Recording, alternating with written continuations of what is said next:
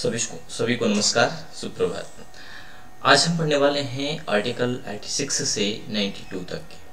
तो इसके पहले हमने पढ़े थे आर्टिकल 81 से 85 तक भाग 5 के अंतर्गत। यानी आज के आर्टिकल के अंतर्गत आने वाला है राष्ट्रपति का विशेष अभिभाषण, जो वो दोनों सदन में अलग अलग भी दे सकते हैं या सामूहिक रूप से भी दे सकते हैं। तो चलिए देखते हैं 86 से 92 तक के आर्टिकल्स। इन आर्टिकल्स के अंतर्गत क्या क्या चीज़ें हैं और क्या क्या प्रावधान इनके अंतर्गत किए गए हैं।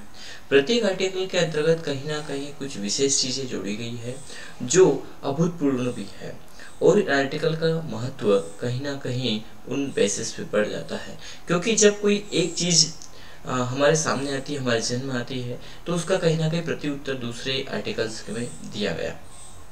जैसे आर्टिकल हमने 70 पढ़ा था, तो 70 क्या कहता है कि जब राष्ट्रपति और उपराष्ट्रपति दोनों ही अनुपस्थित हो तो क्या किया जाए। तो ऐसे में प्रावधान किया गया कि ऐसे में संसद के ऊपर वो छोड़ दिया गया कि संसद के सदस्य अपने विवेक और विचार के ऊपर जो चाहे वो डिसीजन ले सकते हैं, क्या करना चाहिए ऐसी स्थिति में। तो चलिए आज के भी इसी प्रकार के कुछ विशेष आर्टिकल्स हैं जिनको हम पढ़ते हैं। यानी आर्टिकल सभी विशेष हैं जिनके बारे में हमें मालूम होना चाहिए। बस हमें यदि हम किसी एग्ज़ाम की प्रिपरेशन कर रहे हैं तो हमें ये ध्यान रखना होता है कि किस आर्टिकल के अंदर क्या चीज़ दिए गए और कहाँ से कहाँ तक के किन आर्टिकल्स में क्या चीज़ दी गई है। यदि वो चीज़ें हमारे माइंड में सेट हो जाती है तो हमारे लिए बहुत आसान हो जाता है। चलिए लेकिन 86 से 92 पढ़ने के पहले हम थोड़ा सा पुराने आर्टिकल्स पर एक बार रिवाइज करना चाहेंगे कि हमने उनके अंतर्गत क्या पढ़ा था। तो 81 के अंतर्गत जो हमने देखा था, समझा था, वो है लोकसभा की संरचना। 80 के अंतर्गत राज्यसभा की संरचना पढ़ी थी और 81 के अंतर्गत हमने पढ़ा था लोकसभा की संरचना। 82 क्या कहता है? प्रत्येक जनगणना के पश्चात पुनः समायोजन, यानी लोकसभा सीटों का जो निर्धारण किया है उसका पुनः समायोजन कब होगा? जनसंख्या गणना के बाद। लेकिन कौन सी? प्रत्येक जनसंख्या गणना के बाद। लेकिन ऐसी स्थिति में यदि संसद चल रहा है, लोकसभा चल रही है, तो वहां पर उसे विघटित नहीं किया जाएगा। वो पूर्ण होने के बाद उसके बाद से फिर नया पुनः समायोजन लागू होगा। ये हमने 82 के अंदर पढ़ा था। 83 के अंतर्गत है संसद के सदनों की अवधि कितने वर्ष की उनकी अवधि होगी? तो 5 वर्ष की होगी। 84 के अंतर्गत हमने पढ़ा था संसद की सदस्यता के लिए आहारता क्या है, और 85 के अंतर्गत पढ़ा था हमने संसद के सत्र 17 के और उनका विघटन कैसे होगा। चलिए हमने थोड़ा सा अपना रिज्म लगा रखा है। हमारी YouTube क्लासेस पर जुड़े हुए हमारे विक्रम सर जो मैथ्स क्लासेस अटेंड करते हैं, हमारा कंप्यूटर मेन क्लासेस है, इसके साथ में हमने अब संविधान की क्लासेस भी स्टार्ट किया है। क्लासेस का जो बेसिस है वो कहीं ना कहीं सीखना सिखाना है, और इस बेसिस पर हम कोशिश करें एक खरे उतरने की, कि आपको अच्छे से वो चीज़ें आपके सामने लाई जाए जो आर्टिकल के अंतर्गत निर्धारित की गई है। अभी हम आर्टिकल प्रारंभिक स्टेज के जो हैं जो निर्धारित किए गए हैं उनको हम पढ़ रहे हैं। इनमें कई प्रकार के संशोधन भी हैं, तो हम आगे आर्टिकल जब पूरे कंप्लीट हो जाएंगे इसके बाद जो संशोधन है उन पर हम कोशिश करेंगे कि वहाँ तक हम चले, उन पर चर्चा करें, कब किया गया और कौन सा संशोधन किया गया, किस संशोधन के अंतर्गत क्या चीज़ जुड़ी गई, उस पर भी हम देखेंगे समझेंगे। इसी प्रकार हमारी छोटी बहन गिरजा कुमार जीके परमार जो कि जीके क्लासेस स्टेज वाइज, जिसमें काफ़ी मेहनत को लगती है, और एक स्टेट से जो है कि एसएससी या बैंक या रेलवे या इस प्रकार के कई कॉम्पिटेटिव एग्जाम्स में क्या चीज़ पूछी जाती है उस पर विशेष फोकस करके उन डेटा का कलेक्शन करके आपके लिए वीडियो प्रोवाइड करवाती हैं। तो स्टेट वाइज जीके की भी इम्पोर्टेंट क्लासेस चल रही हैं और इसमें कई स्टेट अभी तक क्लियर हो चुके हैं। इसके बाद अभी कुछ पॉइंट के आधार पर वो क्लासेस दे रहे हैं। इसके बाद की कोशिश है कि इनको हम रिवाइड करके और एडवांस लेवल पर इनको लेकर के चलें। अभी भी एडवांस लेवल पर है। यदि हम एक स्टेट की एग्ज़ाम को छोड़ दें और सेंट्रल लेवल की एग्ज़ाम्स की बात करें, जैसे एसएससी वगैरह हो गया, बैंक वगैरह हो गया, तो उनमें एक स्टेट के जो विशेष पॉइंट हैं वो क्या पूछे जाते हैं उनके बारे में वो विशेष रूप से चर्चा करते हैं, डिस्कस करते हैं। चलिए तो हम आगे के बेसिस को समझते हैं, सीखने की कोशिश करते हैं। आज का हमारा आर्टिकल्स है 86 से 90 तक के। तो 86 आर्टिकल क्या कहता है उस पर हम चलते हैं। तो 86 आर्टिकल कहता है सदनों की अभिभाषण का और उनको संदेश देने का राष्ट्रपति का अधिकार, यानी राष्ट्रपति महोदय इन सदन को सामूहिक रूप से ये अलग अलग अभिभाषण करेंगे, उनको संदेश देंगे और अभिभाषण करने का उनका अधिकार है। उसके आधार पर वो विशेष का भी प्रावधान दिया गया है 87 के अंदर, राष्ट्रपति का विशेष भाषण। तो ये दोनों ही चीज़ें बहुत इंपॉर्टेंट से हैं, आर्टिकल 86 एंड 87। 88 कहता है सदनों के बारे में मंत्रियों और महान्यायवादी के अधिकार, यानी मंत्री भी और महान्यायवादी भी दोनों सदन में अपने अधिकार लिए हुए हैं और वो सदन का हिस्सा है, दोनों सदन का खास तौर पर हम बात कर रहे हैं। इसके बाद आता है आपका 89 के अंतर्गत संसद के अधिकारी। तो संसद के अधिकारी की हम बात करें तो राज्यसभा का सभापति और उपसभापति ये संसद के अधिकारी हैं। और 90 के अंतर्गत है उपसभापति का पद रिक्त होना और पद त्याग से हटाए जाना। तो ये 90 तक के। 91 और 92 हमने यहाँ पर नहीं ऐड किया है, जिनकी हम आगे चर्चा करने वाले हैं। चलिए तो देखते हैं, अब वापस अपने घर चलते हैं। ये ग्राफिक एनिमेशन खत्म हुआ। 86 के अंतर्गत प्रावधान दिया गया सदनों में अभिभाषण का और उनको संदेश भेजने का राष्ट्रपति का अधिकार। तो इसके अंतर्गत 2 पॉइंट निर्धारित किए गए। पहला क्या कहता है, राष्ट्रपति संसद के किसी एक सदन में या एक साथ समवेत दोनों सदन में एक साथ दोनों समूह को सामूहिक रूप से अभिभाषण कर सकेगा और इस प्रयोजन के लिए सदस्यों की उपस्थिति की अपेक्षा कर सकेगा कि सभी सदस्य उनके भाषण में हिस्सा ले बैठे उपस्थित हो गए। ये अपेक्षा उनकी रहती है। किसी कारणवश नहीं आ सकते सभी सदस्य तो वो एक बात अलग है, बाकी वो अपेक्षा करेगा कि प्रत्येक सदस्य उनके अभिभाषण में सम्मिलित हो, और होना भी चाहिए क्योंकि सर्वोपरि होता है और उनकी प्रणाली और उनका अभिभाषण बहुत इंपॉर्टेंट होता है यहाँ पर। दूसरा पॉइंट कहता है राष्ट्रपति संसद में उस समय लंबित किसी विधेयक के संबंध में संदेश या कोई अन्य संदेश संसद के किसी सदन को भेज सकेगा, और जिस सदन को कोई संदेश इस प्रकार भेजा गया है वह सदन उस संदेश द्वारा विचार करने के लिए अपेक्षित विषय पर सुविधानुसार सिद्धता से विचार करेगा कि ये लंबित है काफी समय से और इसको जो है कि पास करना चाहिए, या जो भी इसमें त्रुटियां हैं, कमियां हैं, उनको पूरा करना चाहिए और इसे प्रस्तुत करना चाहिए राष्ट्रपति महोदय के पास। तो यह आर्टिकल कहता है हमारा 86 के अंतर्गत 2 प्रावधान यहाँ पर किए गए। चलिए अगला है 87 क्या कहता है, राष्ट्रपति का विशेष अभिभाषण। तो राष्ट्रपति के विशेष अभिभाषण के अंतर्गत 2 चीजें यहाँ पर जोड़ी गई। राष्ट्रपति लोकसभा के लिए प्रत्येक साधारण निर्वाचन के पश्चात प्रथम सत्र के आरंभ में और प्रत्येक वर्ष के प्रथम सत्र के आरंभ में एक साथ समद्वैत सदन के दोनों सदनों में अभिभाषण करेगा और संसद को उनके आह्वान के कारण बताएगा कि उनको क्यों बुलाया गया है। यानी संसद का जो पहला जैसे निर्वाचन हुआ तो निर्वाचन के बाद सभी सामूहिक रूप से उसमें दोनों सदन भी हो सकते हैं, राज्यसभा भी हो सकता है, लोकसभा भी हो सकता है, या पर्टिकुलरली लोकसभा के सदस्यों को बुला करके और अभिभाषण देंगे। इस एक तो प्रावधान है कि प्रत्येक निर्वाचन के समय। दूसरा प्रावधान क्या किया गया कि प्रत्येक वर्ष में प्रथम सत्र के आरंभ में जैसे सत्र स्टार्ट होने वाला है तो राष्ट्रपति महोदय उनको विशेष अभिभाषण से अभिभाषित करेंगे। दूसरा पॉइंट कहता है प्रत्येक सदन की प्रक्रिया का विनिमय करने वाले नियमों द्वारा ऐसे अभिभाषण में निर्दिष्ट विषयों की चर्चा के लिए समय नियत करने के लिए उपबंध किया जाएगा।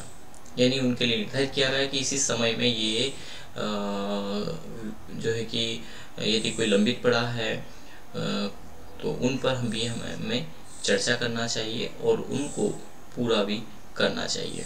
यदि कोई बिल पास नहीं हुआ है, कुछ कमियां हैं, तो उन पर चर्चा करना चाहिए और उसके लिए भी निर्धारित समय निर्धारित करके और उन बिलों को जो है कि राष्ट्रपति महोदय के सामने प्रस्तुत करने के लिए भी वो उनका आह्वान करेगा। बाध्यता नहीं, आह्वान करेंगे और उसका मंत्रिमंडल भी पूरा या संसद पूरा जो है कि उसके लिए कहीं ना कहीं बाध्यकारी न होकर के उस चीज को पूरा करने के लिए उपस्थित होंगे।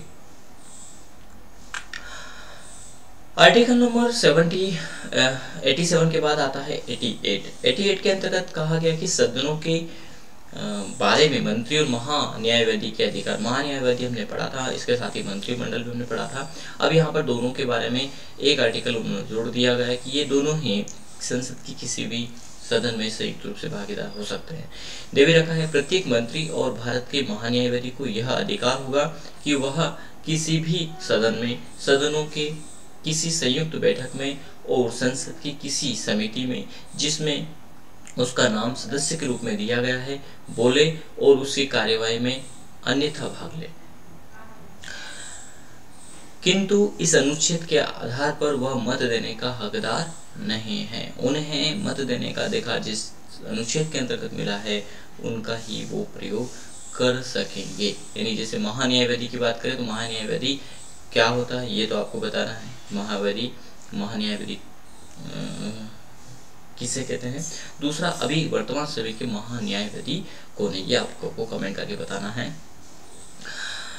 तो यहाँ पर महान्यायवादी की हम बात करें तो महान्यायवादी को दोनों सदन में हिस्सा लेने का जो है कि अधिकार है, लेकिन महान्यायवादी को वोट देने का अधिकार नहीं। यानी एक संसद के सदस्य के रूप में उसके सभी हक उसको मिले हुए हैं, उसको सभी अधिकार मिले हुए हैं, लेकिन मत देने का अधिकार महान्यायवादी को नहीं होता है। क्योंकि महान्यायवादी की कार्यप्रणाली क्या होती है। महान्यायवादी की कार्यप्रणाली होती है सरकार को सलाह देना, कानूनी सलाह देना, इसलिए वो दोनों सदन में बैठ सकता है। आपको एक और चीज कमेंट करके बताना है कि महान्यायवादी को हमने कौन से आर्टिकल के अंतर्गत पढ़ा था। आर्टिकल नंबर और महान्यायवादी क्या होता है और अभी क्या होता है इसके बारे में तुमने थोड़ा सा डिटेल किया है। और वर्तमान समय में महान्यायवादी कौन है ये आपको कमेंट करके बताना है। चलिए आगे बढ़ते हैं। राज्यसभा का सभापति और उपसभापति। तो राज्यसभा का सभापति और उपसभापति का प्रावधान किया गया 89 के अंतर्गत। इसमें पहला पॉइंट जोड़ा गया, भारत का उपराष्ट्रपति राज्यसभा का पदेन सभापति होगा। तो ये हमने उपराष्ट्रपति वाले में पढ़ा था कि जो कि उपराष्ट्रपति दोहरी भूमिका निभाता है, यानी उपराष्ट्रपति पद का भी और राज्यसभा के पदेन सभापति के रूप में भी। लेकिन उपराष्ट्रपति की कार्यप्रणाली राष्ट्रपति की अनुपस्थिति में स्टार्ट होती है। कुछ मामलों में उपराष्ट्रपति की कार्यप्रणाली और भी है, जैसे किसी यूनिवर्सिटी के दीक्षांत समारोह में जब वो भाग लेते हैं तो कहीं ना कहीं उपराष्ट्रपति के ओहदे से ही वो भाग लेते हैं, न कि सभापति के। यानी सभापति का ओहदा या सभापति संबोधन में उनका राज्यसभा के अंतर्गत उपयोग किया जाता है। वहीं पर जब वो किसी प्रोग्राम में हिस्सा लेते हैं तो कहीं ना कहीं उपराष्ट्रपति के पद से सुशोभित होते हैं। तो दो कार्य इनके होते हैं, व्यक्ति एक ही होता है। तो आपका एक क्वेश्चन यहाँ पे ये बन जाता है कि उपराष्ट्रपति का हमने डिटेल किस अनुच्छेद में पढ़ा था, वो अनुच्छेद आपको बताना है कमेंट कर करके। अगला आता है राज्यसभा यथाशीघ्र अपने किसी सदस्य को अपना उपसभापति चुनेगी और जब जब उपसभापति का पद रिक्त होगा तब राज्यसभा किसी अन्य सदस्य को अपना उपसभापति चुनेगी। ये प्रावधान दिया 89 में। अब उपसभापति क्यों चुनेगी? क्योंकि यदि सभापति सभापति जो इस समय है वो राष्ट्रपति का दायित्व निभा रहे हैं, यानी उपराष्ट्रपति जो है उनको राष्ट्रपति की जगह निर्धारित कर दिया गया है। यदि राष्ट्रपति नहीं है, अनुपस्थित है, तो उपराष्ट्रपति राष्ट्रपति की कार्यभूमिका को घुमाएगा, उनके कृत्यों को करेगा। तो ऐसे में सभापति का पद खाली हो जाता है, क्योंकि राष्ट्रपति ही सभापति है। तो यहाँ पर निर्धारित किया गया है कि उपसभापति को सभापति नियुक्त कर दिया जाए। लेकिन जो सभापति है वो राष्ट्रपति के कृत्यों को निभा रहे हैं और उपसभापति अनुपस्थित हैं, यानी उपसभापति उपस्थित नहीं है। तो ऐसे में क्या किया जाएगा, तब राज्यसभा के सदस्य किसी अन्य सदस्य को अपना उपसभापति चुन सकते हैं। ये भी निर्धारित किया गया और ये जरूरी भी था, क्योंकि यदि ऐसी स्थिति बनी तो क्या होगा, अभी नहीं बन रही जब तक ठीक है, लेकिन बाय द वे ऐसी स्थिति बन गई तब क्या होगा, तो किसी भी सदस्य को राज्यसभा का सदस्य चुन लिया जाएगा। तो कमेंट करके हमने आपको जो क्वेश्चन दिए आर्टिकल्स के वो अवश्य बताएं। चलिए, आर्टिकल नंबर 90 आता है उपसभापति का पद रिक्त होना, पद त्याग और पद से हटाए जाना किसी अंतर्गत है, ये है आर्टिकल 90 के अंतर्गत। तो उपसभापति है नहीं, ऐसी स्थिति में तो किसी भी सदस्य को चुन लिया जाएगा, लेकिन उनका पद त्याग कैसे होगा और उनको कैसे हटाया जा सकता है, उपसभापति को भी हटाया जा सकता है, सभापति को भी हटाया जा सकता है, उपसभापति को भी हटा सकता है, लेकिन सभापति की दोहरी भूमिका होती है जो राष्ट्रपति के रूप में वो निभाते हैं।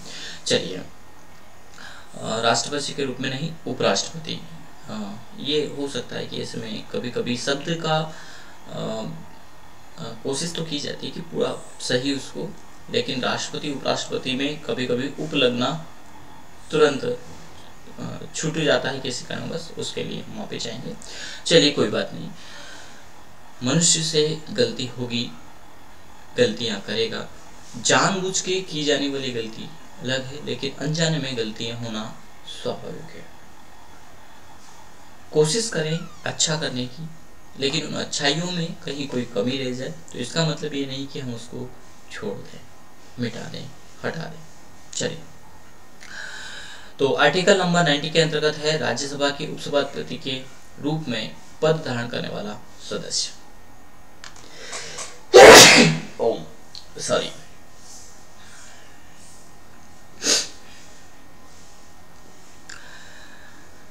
यदि राज्यसभा का सदस्य नहीं रहता है तो अपना पद रिक्त कर देगा। अब उपसभापति के रूप में पद धारण करने वाला जो सदस्य है उसके बारे में बात की गई है। यदि वह राज्यसभा का सदस्य नहीं रहता है तो अपना पद रिक्त कर देगा, यानी उपसभापति बन गए हैं और वो राज्यसभा के सदस्य नहीं है, किसी कारणवश वहां से राज्यसभा के सदस्य के रूप में उनका जो दायित्व था वो छीन लिया गया है, या किसी कारणवश वो निर्वाचन प्रणाली से या किसी अन्य कारण से वो सदस्य नहीं रहते हैं, तो फिर वो अपना जो सभापति का पद है वो भी त्याग देंगे। दूसरा कहता है किसी भी समय सभापति को संबोधित अपने हस्ताक्षर सहित लेख द्वारा अपना पद त्याग कर सकेगा। दूसरा क्या, उपसभापति जो है वो खुद चाहे स्वैच्छिक रूप से सभापति, उपसभापति त्याग पत्र किसे देगा, सभापति को देगा, तो वो त्याग कर सकता है। जबकि जो सभापति होता है वो अपना त्याग पत्र किसे देता है, ये भी आपको कमेंट करके बताना है कि उपसभापति अपना त्याग पत्र किसे सौंपते हैं। अगला आता है राज्यसभा के तत्कालिक समस्त सदस्यों के बहुमत से पारित संकल्प द्वारा अपने पद से हटाया जा सके, यानी जो भी तत्कालिक समस्त सदस्य है वो एक संकल्प पत्र जारी करेंगे और उपसभापति को हटा सकते हैं। परंतु खंड ग के प्रयोजन के लिए कोई संकल्प तब तक प्रवाहित नहीं किया जाएगा जब तक कि उस संकल्प को प्रवाहित करने के आशय की कम से कम 14 दिन की सूचना न दे दी गई हो। यही राष्ट्रपति के लिए भी लागू होता है और यही उपराष्ट्रपति के लिए भी लागू होता है और यही चीज उपसभापति के लिए लागू होती है, यानी 14 दिन पहले उनको सूचित करना होता है और इसके बाद वो संकल्प पत्र राज्यसभा में लाया जाता है। Article number 90। आर्टिकल नंबर 91 कहता है सभापति के पद के कर्तव्यों को पालन करने या सभापति के रूप में कार्य करने की उपसभापति या अन्य व्यक्तियों की शक्ति। अब यहाँ पर अन्य व्यक्तियों की शक्ति का जिक्र क्यों किया गया? एक्चुअली में यदि उपसभापति नहीं है तो राज्यसभा के जो सदस्य हैं उनमें से किसी भी सदस्य को उपसभापति नियुक्त कर दिया जाता है। इसलिए यहाँ पर अन्य व्यक्तियों की शक्ति का जिक्र किया गया। तो इसमें पहला पॉइंट क्या कहता है, जब सभापति का पद रिक्त है या ऐसी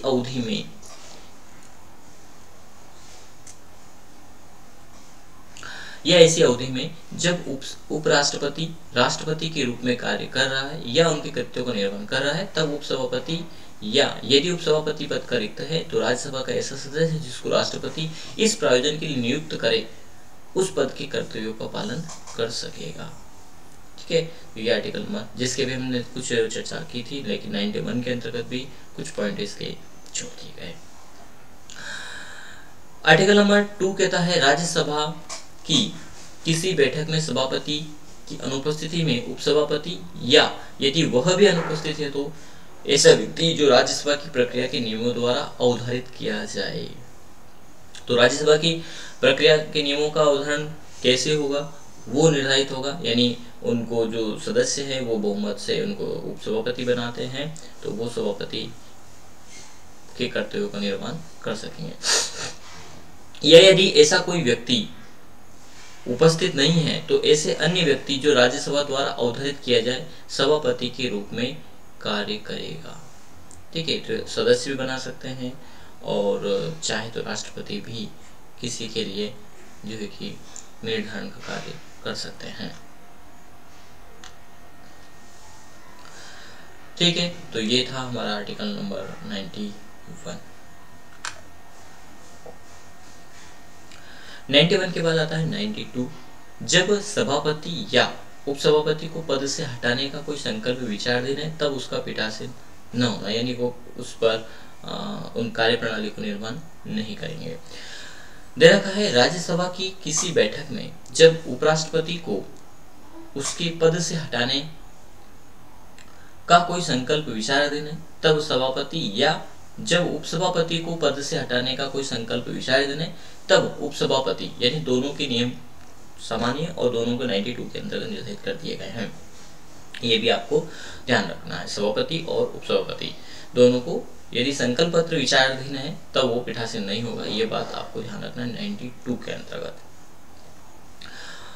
नहीं होगा। और अनुच्छेद 91 की बात यहाँ पर की गई है कि खंड 2 के उपबंध की ऐसी प्रत्येक बैठक के संबंध में वैसे ही लागू होंगे जैसे वे उस बैठक के संबंध में लागू होते हैं जिससे यथास्थिति सभापति का या उपसभापति का अनुपस्थित है, यानी उसके ऊपर यदि लागू है।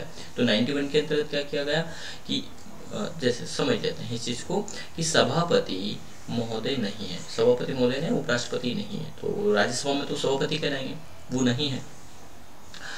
तो हमने 91 के अंदर पढ़ा था कि उपसभापति को चुन लिया जाएगा, उपसभापति को चुन लिया, लेकिन उपसभापति भी नहीं है तो संसद के सदस्यों यानी राज्यसभा के किसी सदस्य को सभी सामूहिक रूप से उसका चयन कर लेंगे। तो यहाँ पर यदि अब उपसभापति के ऊपर कोई संकल्प पत्र जारी कर दिया गया तो उसको ये समझ लिया जाएगा कि ये है ही नहीं, संकल्प पत्र पर चर्चा की जाएगी, यानी वो अपने दायित्वों का निर्वहन उस समय नहीं कर सकेंगे। इसी प्रकार उपसभापति के लिए भी लागू होता है। तो ये प्रावधान दिया गया 92 के अंतर्गत। 92 के अंतर्गत एक और पैरा यहाँ पर निर्धारित किया गया है और वो है जब उपराष्ट्रपति को उसके पद से हटाने का कोई संकल्प पत्र राज्यसभा में विचाराधीन है तब सभापति को राज्यसभा में बोलने और उसकी कार्यवाही में अन्यथा भाग लेने का अधिकार होगा। ये बात कह दी गई कि आपके ऊपर संकल्प पत्र जारी कर दिया गया है, लेकिन अब आप अपने पद का उपयोग नहीं कर सकते, आपके कृत्यों का निर्वहन नहीं कर सकते, लेकिन आपको अपने ऊपर लगे जो संकल्प पत्र है, जो संकल्प पारित किया है आपके ऊपर, तो उसके अपने बचाव करने का आपको अधिकार है, उसको बोलने का आपका अधिकार है और ऐसे में आप राज्यसभा की कार्रवाई में भाग ले सकेंगे। यानी अभी आपके ऊपर दोष सिद्ध नहीं हुआ है, ठीक है। तो आप अपने तरफ से भी कोई तर्क वितर्क आप यहाँ पर कर सकते हैं, बातें कर सकते हैं, किंतु वो अनुच्छेद 100 में किसी बात के होते हुए भी ऐसे संकल्प पर या ऐसी कार्रवाई के दौरान किसी अन्य विषय पर मत देने का बिल्कुल हकदार नहीं होगा। ये बात आर्टिकल नंबर 100 के अंतर्गत कही, जिसे हम आगे समझेंगे, सीखेंगे। तो ये थे अभी तक के आर्टिकल्स 92। हमने इसकी पिछली क्लासेस में आपको इनका रिवाइज करवाया था, भाग 1, 2, 3, 4, 5। तो एक बार आप इसका रिवाइज और कर लें। यदि इस प्रकार से आप चलते रहे हर एक प्रत्येक क्लासेस में यदि पिछला रिवाइज आप करते हैं तो आपको उन आर्टिकल्स के बारे में एक मेमोरेंडम होता रहेगा, याद आती रहेगी और सीखते जाएंगे। आज की क्लासेस में इतना ही, फिर उपस्थित होंगे आगे के आर्टिकल्स के साथ में।